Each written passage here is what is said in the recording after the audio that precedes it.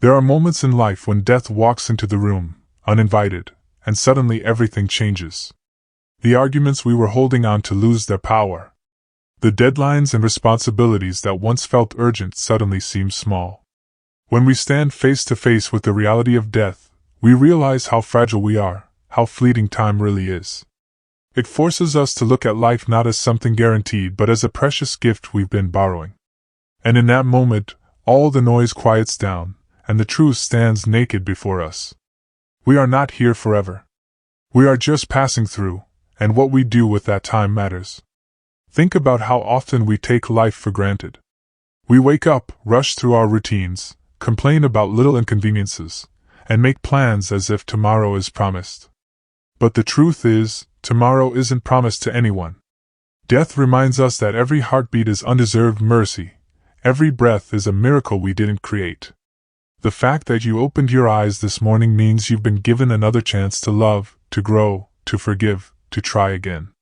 But most of us move through the day as if we are immortal, as if we have an endless reservoir of time to waste. Facing death strips away that illusion and forces us to see life for the fragile, sacred thing it is.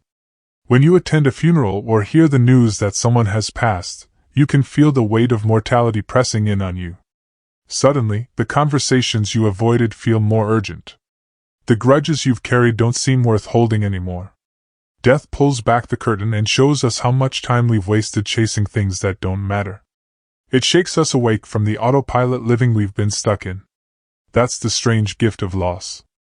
It hurts deeply, but it also teaches us more about life than anything else ever could.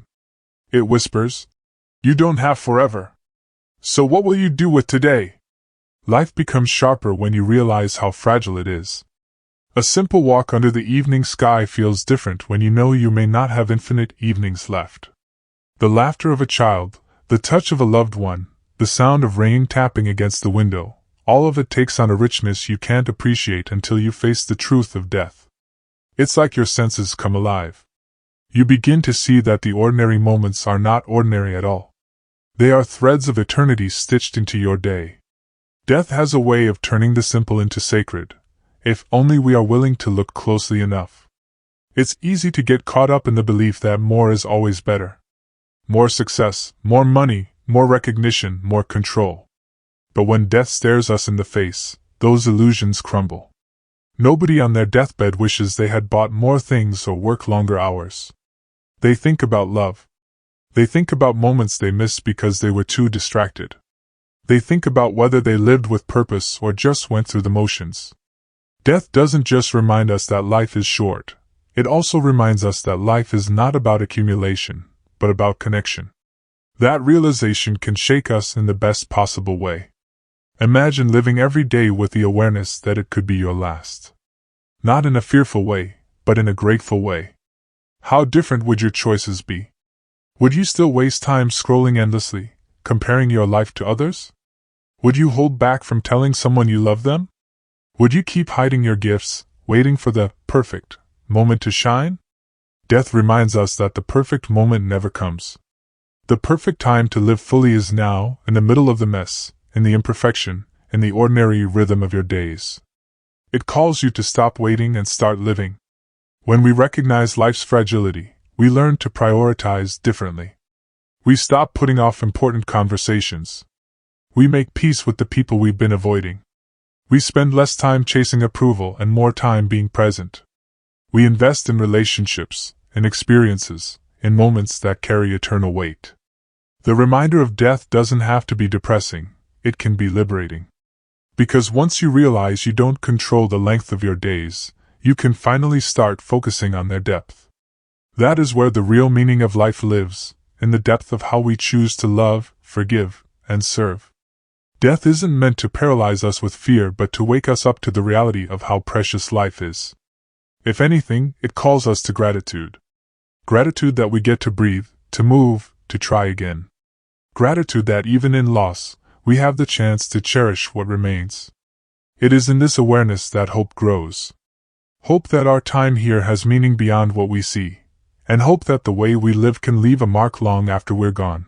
When Jesus said in John 12 verse 23, "The hour has come for the Son of Man to be glorified," He was speaking about his own death. What's striking is that he didn't view his death as a tragic ending. He saw it as the doorway to something greater, a necessary step toward glory. Most of us see death as final, as the closing of a book, but he showed us that death can also be the beginning of a story that never ends. His perspective changes how we look at life itself, because if death can be a beginning, then every trial and loss we face can hold more meaning than we think. Think about how radical that is. For the disciples, hearing Jesus talk about being glorified through death must have sounded impossible. They expected glory to mean victory, power, and recognition in this world. But Jesus flipped the idea of glory on its head. He showed them that glory comes through surrender, that true victory comes when we give up control and trust God completely. That perspective is hard to swallow, because we want glory without sacrifice, joy without pain, and hope without loss. Yet Jesus teaches us that the road to something eternal always passes through surrender. When we lose someone or when we face our own mortality, it feels like everything is being taken away. But Jesus reminds us that the seed must fall into the ground and die before it produces life. That's not just about physical death, it's about dying to ourselves, our pride, our fears, our insistence on being in control. When we let go, when we surrender, something new can grow in us. That's what Jesus meant by glorification. His death was not the end of his story but the release of life that continues to this very day. That same truth applies to us. This perspective frees us from the fear that life is meaningless. If death is not the final word, then even the hardest chapters in our lives can carry purpose. The broken relationships, the disappointments, the struggles that make us want to give up, none of these are wasted in God's hands. They can be transformed into seeds of something greater. Jesus didn't say his hour had come for him to be destroyed. He said his hour had come to be glorified. He looked beyond the pain and saw the glory waiting on the other side. That's the lens he invites us to see our own struggles through. It also forces us to question what we define as success. If glory is not measured by wealth, power, or human applause, then how should we measure our lives? Jesus showed us that glory is about obedience, about trusting the Father, about giving ourselves away in love. That means the quiet acts of kindness you offer, the sacrifices no one else sees, the prayers you whisper in private. These hold more eternal weight than any temporary achievement. In God's kingdom, the hidden surrender is more powerful than the public display. Living with this truth changes how we deal with loss. When someone we love dies, the grief is real and deep, but it doesn't have to crush us. We can hold on to the promise that death, in Christ, is not an end but a doorway to eternal life. And even when we feel like parts of us are dying, dreams fading, seasons shifting, doors closing, we can remember that God can bring new life out of what looks like loss. Just as Jesus was glorified through death, so can our hardest seasons be transformed into places of growth. This view also challenges how we think about control. We spend so much energy trying to hold everything together, terrified of losing what we love. But the more we cling, the more anxious we become. Jesus teaches us that real life is found not in clinging but in releasing. He trusted the Father fully, even to the point of death, and through that trust came resurrection. If he had resisted, if he had tried to avoid the cross, we would not have the hope we hold today. That same principle whispers to us, trust, surrender, let go, and you will see a greater glory. There is something powerful about knowing that death is not the enemy but the passageway. It removes the sting of finality. It tells us that what feels like an ending in our story may simply be the chapter where God begins something new. Jesus saw the cross not as the conclusion of his mission but as the crown of it. He embraced the pain, knowing that resurrection was waiting. That same promise stretches toward us, reminding us that in every loss, in every death, whether literal or symbolic, God is weaving glory we cannot yet see. Loss is one of those things we never really prepare for. Even when we know it's coming, when it finally arrives, it feels like a wave that knocks us to the ground. The pain can be unbearable, and the silence it leaves behind can be louder than anything we've ever heard. In those moments, it is tempting to believe God has abandoned us. But if we look closely, even in the depths of sorrow, there are glimpses of his presence, small threads of light woven into the darkness. They are not always obvious, but they are there, waiting for us to notice. When someone we love is taken from us, we start asking questions. Why now? Why this way? Why would God allow this? These questions are human, and they matter. But often, the answers don't come in explanations, they come in revelation. We begin to see His glory in ways we could not have imagined before. It may come through the kindness of a friend who shows up at our door, or the quiet strength we didn't know we had, or the sudden awareness that life is far more sacred than we treated it yesterday. Loss has a way of rearranging our vision so that God's fingerprints become clearer. It is strange how suffering sharpens our senses. When everything is going well, we take the simplest blessings for granted. But in loss, the smallest sign of hope can feel like a miracle. A sunrise feels different when you are grieving. A smile from a stranger feels like a gift. A verse you've read 100 times suddenly feels alive in your chest. That is how God's glory reveals itself in sorrow. It doesn't erase the pain, but it transforms the pain into a place where He meets us in ways we never knew possible. The Bible is full of moments where God's glory is revealed through loss. Job, stripped of everything he loved, discovered a deeper intimacy with God. Mary and Martha, mourning the death of Lazarus, witnessed Jesus weeping with them before raising their brother to life. Even the cross itself, the darkest and most painful moment in history, became the greatest display of God's glory. If He can bring glory from that kind of loss, then He can bring glory from ours. It may not look the way we expect, but it will always carry His fingerprints. Sometimes loss teaches us to lean on God in a way comfort never could.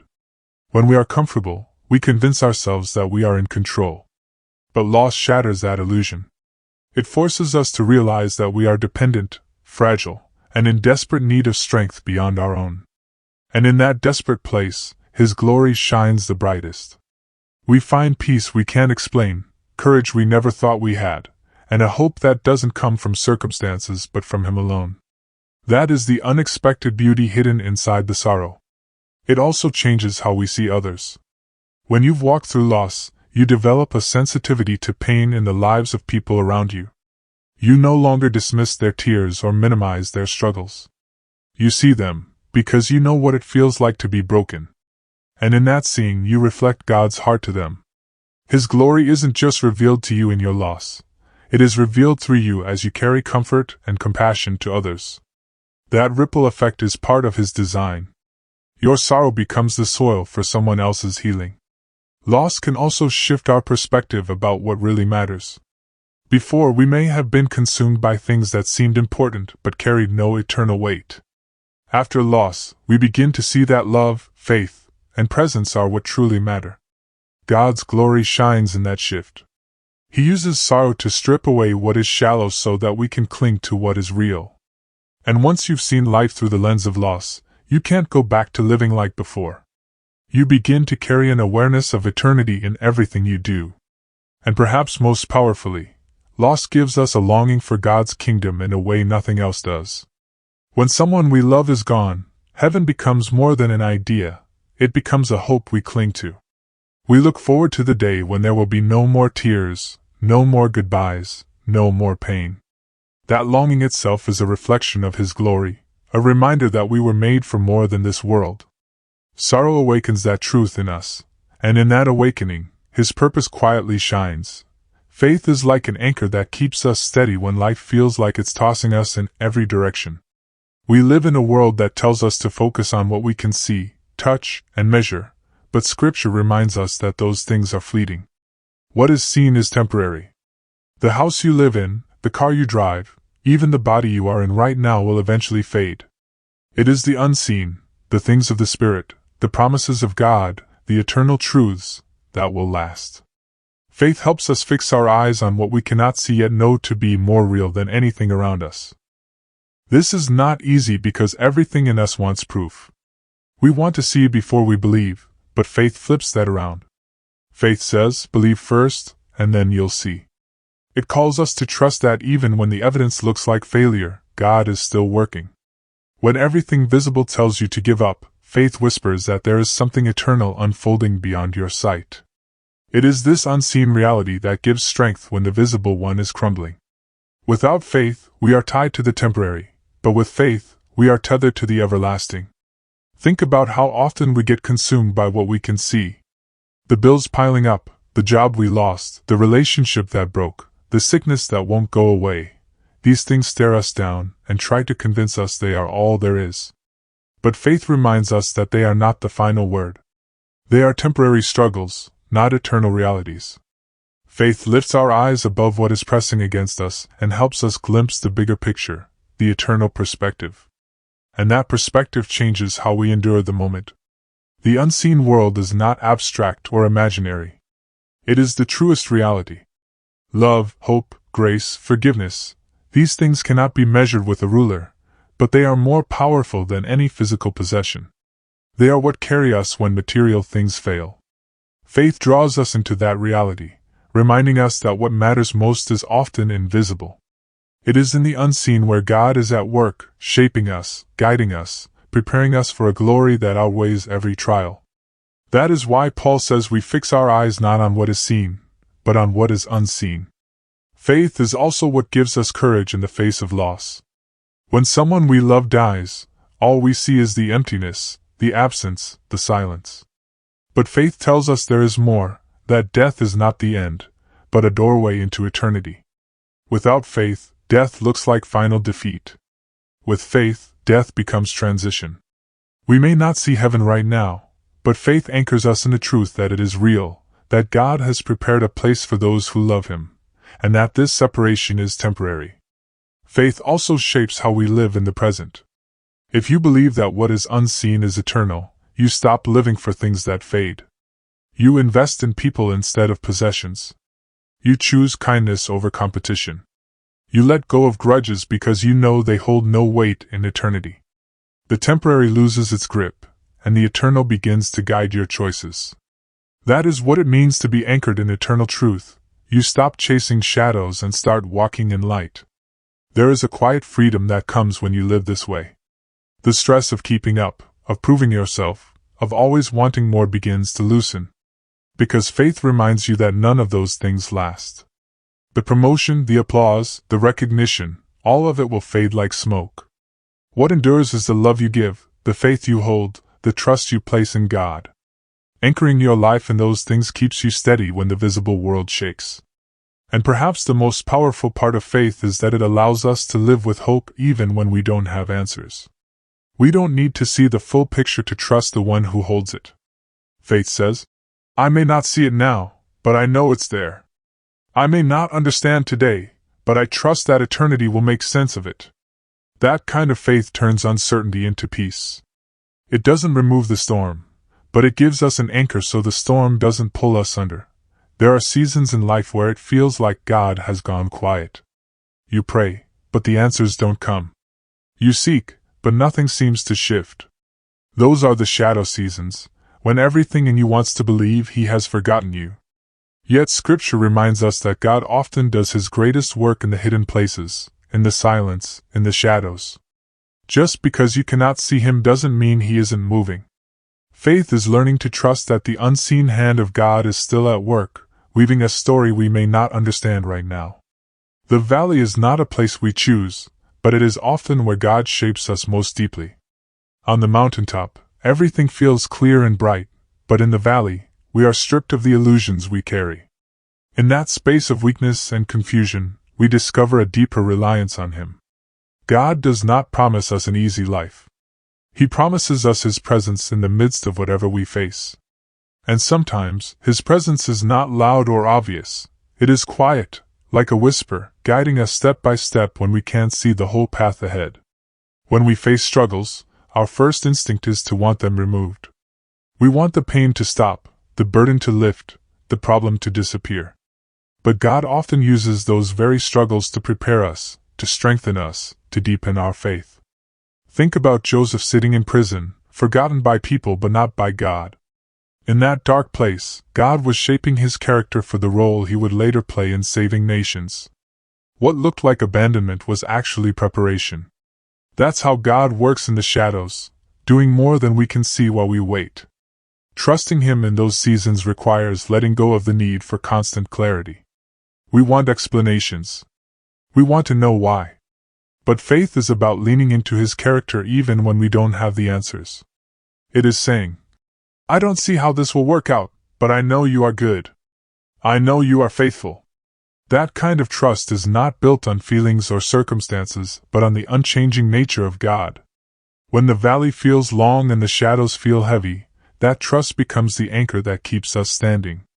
It's in the shadows that faith becomes real. It's easy to trust when everything is working out, but real faith shows up when nothing makes sense.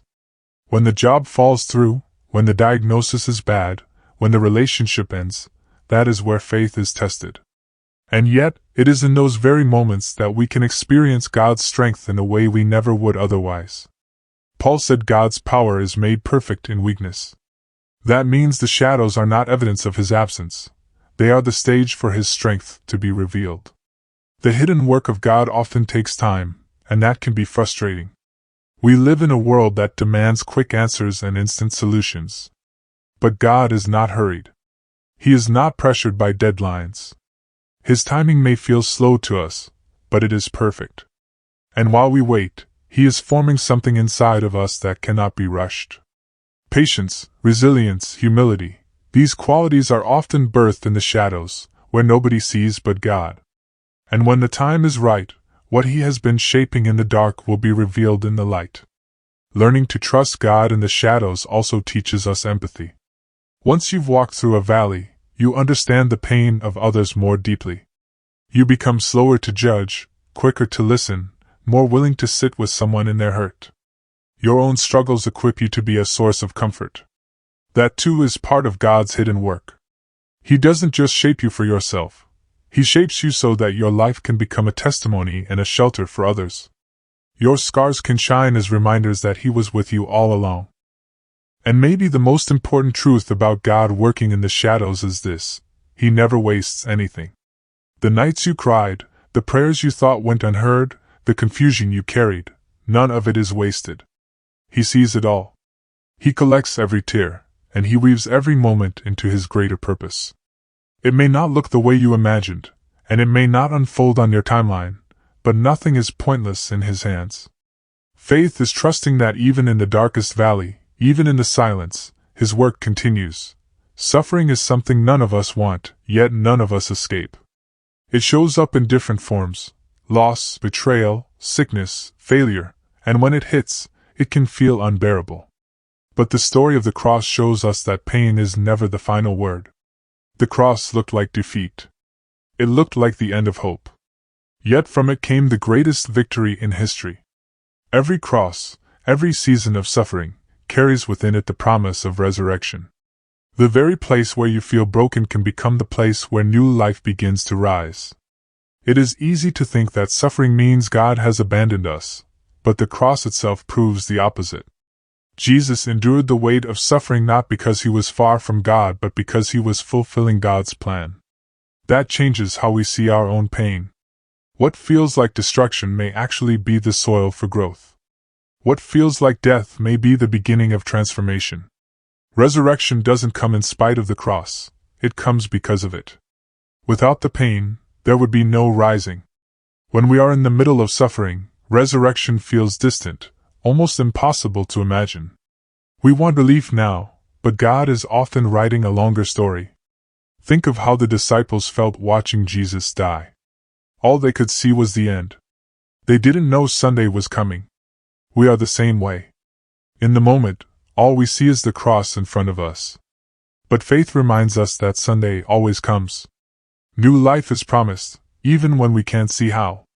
That's what makes the cross more than suffering. It makes it a seed of hope. There's a mystery in how God uses suffering to refine us. Pain has a way of stripping us down to what matters most. It takes away illusions and leaves us raw and real. And in that rawness, we often find God more intimately than we ever did in times of comfort. It's like suffering makes room for resurrection inside of us, preparing us to carry something greater. We may not notice it while we are in it, but later we can look back and see how the very thing that broke us also built us. Resurrection doesn't always look the way we expect. Sometimes it comes as healing. Sometimes it comes as strength to endure.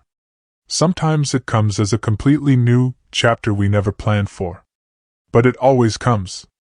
The cross never has the final word. That's why we can endure seasons of pain with hope. Not because we enjoy them, but because we know they are not wasted. They are being used to write a greater story that ends in life, not in death. It's important to remember that resurrection is not just about the future, it's about the present. The same power that raised Christ from the dead is at work in us now. That means even while we are still carrying the weight of the cross, resurrection power is already moving. It shows up in small ways: a moment of peace in the middle of grief, a friend who shows up when you need it most, a flicker of joy that surprises you in the middle of sorrow. These are signs that life is already breaking through. Suffering also connects us to others in a deeper way. The wounds we carry allow us to understand and comfort people in their pain. Resurrection is not just personal, it flows through us into the lives of those around us. Your story of overcoming, your testimony of God's faithfulness, becomes someone else's hope.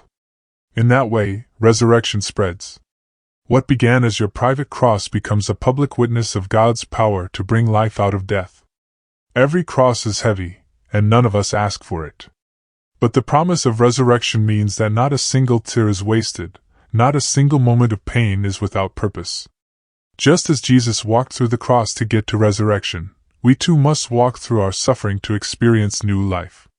The cross teaches us that pain and hope can coexist, that loss can give way to renewal, and that death is never the end of the story. Faith is often misunderstood as something quiet, like simply believing in your heart and waiting for things to happen. But real faith is alive, and anything alive has movement. It's not just saying you trust God, it's choosing Him when life pushes you toward fear or doubt. Faith means acting on what you cannot yet see. It's like walking into a room in total darkness, confident that the light switch will work. The choice to step forward, even when you can't see the outcome, is where faith breathes and becomes real. We sometimes treat faith like a one-time decision, as if saying, "I believe," is enough to carry us through every storm. But the truth is that faith needs to be chosen every day. Each morning, you wake up with 100 chances to either trust God or lean on your own understanding. And often, those moments don't come wrapped in clarity. They come in the form of uncertainty, like when you're unsure of how the bills will get paid, or when the relationship feels like it's crumbling, or when your prayers seem unanswered. In those moments, choosing faith is an act of courage. Trusting God daily means surrendering control, and that is never easy. We like to know how the story ends, to see the steps laid out before we take the first one. But faith asks you to take the first step without seeing the staircase. It invites you to release your grip on certainty and rest in God's promise. That doesn't mean you stop working or stop making decisions. It means you filter your choices through trust instead of fear. It's a way of living where your actions declare, "I may not know what tomorrow holds, but I know who holds tomorrow." There's also an intimacy in daily faith. Think about relationships. You don't build closeness by one grand gesture once in a lifetime. You build it through daily choices, the small, consistent acts of trust and love. Faith with God works the same way. Choosing Him today, in this moment, is what strengthens the bond. It's not about being perfect or never doubting. It's about continuing to come back to Him, again and again, even when your feelings waver. The rhythm of choosing God daily turns faith from an idea into a lifestyle. Faith in action shows up most clearly in how we handle uncertainty.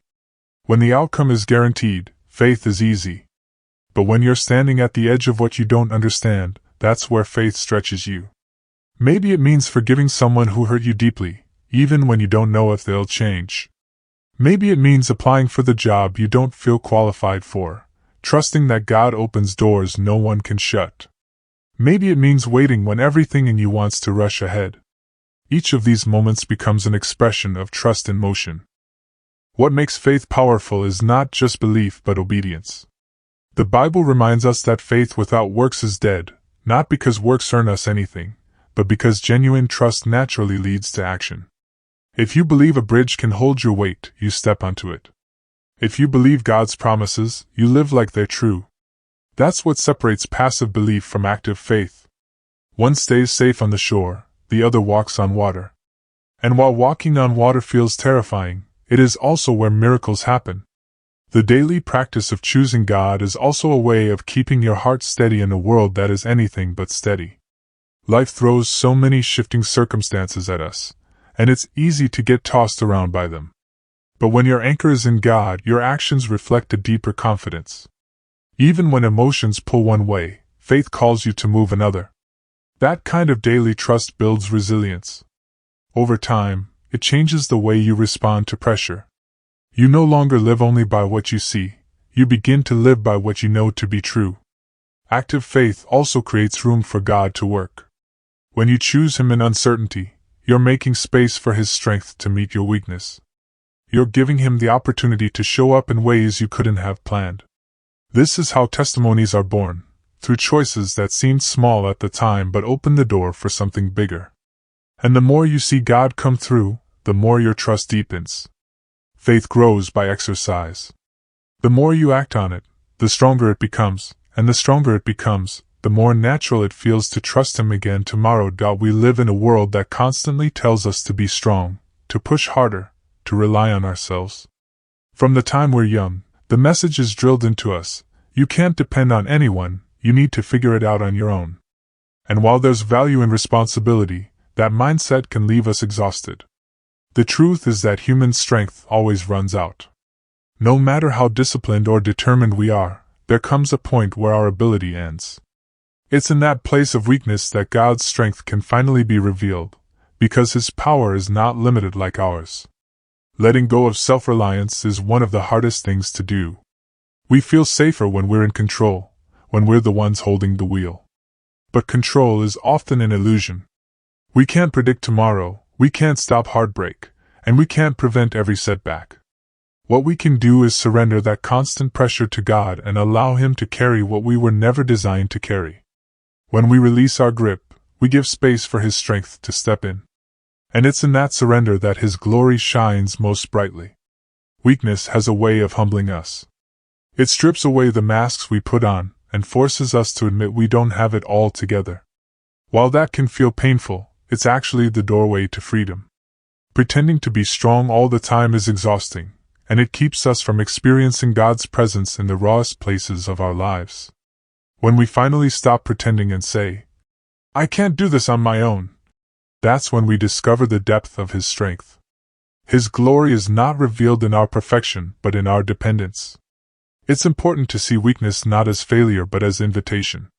God is not waiting for you to impress Him with flawless performance. He is waiting for you to invite Him into the places where you feel most fragile. Think about Paul's words, "When I am weak, then I am strong." That wasn't because Paul suddenly gained more ability. It was because he had learned to rely fully on God's power. Weakness became the very channel through which strength flowed. Instead of resisting it, he embraced it as a stage for God's glory. There's something deeply human about wanting to hide our weaknesses from others. We think if people see the cracks, they'll think less of us. But God works differently. He shines through the cracks. He uses the broken pieces as the very evidence of His presence. When someone looks at your life and sees you enduring what should have crushed you, they recognize it's not you but God holding you up. Your weakness becomes the testimony that His power is real. That's not something self-reliance could ever produce. The more we cling to our own strength, the more frustrated we become when life exposes its limits. But when we release that burden, we discover a kind of peace that can't be explained. God's strength doesn't just replace ours, it carries us in ways we could never imagine. It shows up as courage when fear should have the final word. It shows up as comfort in nights of grief. It shows up as endurance when you thought you had nothing left to give. These moments reveal His glory, because they make it clear that what's happening is beyond human effort. Allowing God's strength to shine doesn't mean being passive or giving up responsibility. It means shifting the source of where your strength comes from. Instead of digging deeper into your own limited reserves, you draw from an endless well. It's a posture of trust, of saying, "I will do what I can, but I will not lean on myself as if I am enough." That's where true freedom is found, because you no longer carry the weight of proving yourself. You begin to live in the reality that His grace really is sufficient. When weakness meets surrender, God's glory becomes visible not just to you but to those around you. People notice the difference. They see peace when circumstances should bring panic. They see hope when most would have given up. They see strength in someone who admits they are weak, and that paradox points them to God. This is why surrender matters. It doesn't just lighten your load, it turns your life into a mirror reflecting His power. And in that reflection, His glory is made known in the most human, honest, and powerful way. When we live only for what we can see, struggles feel crushing. The pain of loss, the weight of disappointment, and the sting of failure all seem unbearable when this life is all we think about. But when you step back and remember eternity, everything shifts. Suddenly the struggles of today are not the whole story. They become chapters in a larger book, moments in a much bigger picture. Eternity reminds us that what we endure now is temporary, and that gives us courage to keep moving forward even when the road feels long. Eternity is not some distant idea meant to comfort us at the end of life. It's a perspective that shapes how we live today. When you know that your soul is eternal, you begin to weigh decisions differently. You don't just ask, "What feels good now?" You ask, "What will matter forever?" That shift gives meaning to sacrifice, perseverance, and faithfulness. Suddenly the hard work, the waiting, and even the suffering have purpose because you're no longer living just for this moment, you're living with forever in mind. Our present struggles often make us feel like life is unfair, and from a short-term view, it sometimes is. People betray us, sickness comes, opportunities fall apart. But eternity tells us this is not the end. Every wrong will be made right, every tear will be wiped away, every brokenness will be healed. Holding on to that truth doesn't erase the pain, but it anchors us in hope. It tells us that God sees beyond what we see and that nothing we endure now is wasted. Eternity assures us that the story ends in restoration. Living with eternity in mind also frees us from the trap of comparison. It's so easy to look at what others have and feel like we're falling behind. But when you remember eternity, you realize life is not a race to gather the most toys or reach the highest status. What matters is faith, love, and obedience, things that last forever. That perspective changes how you spend your time and energy. You begin to invest in people more than possessions, in character more than comfort, because those are the things that echo in eternity. One of the hardest parts of struggle is the feeling that no one understands what we're going through. But eternity connects us with the truth that countless others before us have walked through suffering with the same hope. Hebrews speaks of a great cloud of witnesses cheering us on, people who endured trials because they looked forward to something greater. When we face our own difficulties, we're not alone. We're part of a long story of faith, and eternity binds us to that story. Knowing this gives strength to keep pressing on when giving up feels easier. Thinking about eternity doesn't pull us away from this world, it actually makes us more engaged in it. If you know that every act of kindness, every moment of forgiveness, and every step of obedience matters forever, you take daily life more seriously. Struggles stop being meaningless interruptions and start being opportunities to grow, to trust, to love more deeply.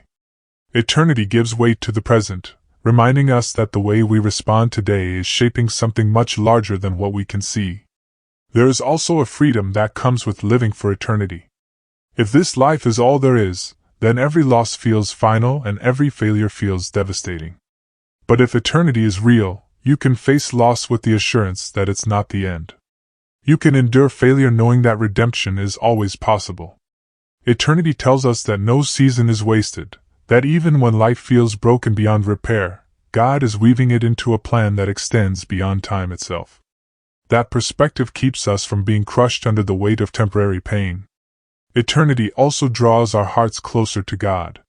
When we live only for the present, it's easy to make ourselves the center of everything. But when we remember eternity, we see how small we are and how great He is. That humility pulls us into deeper trust.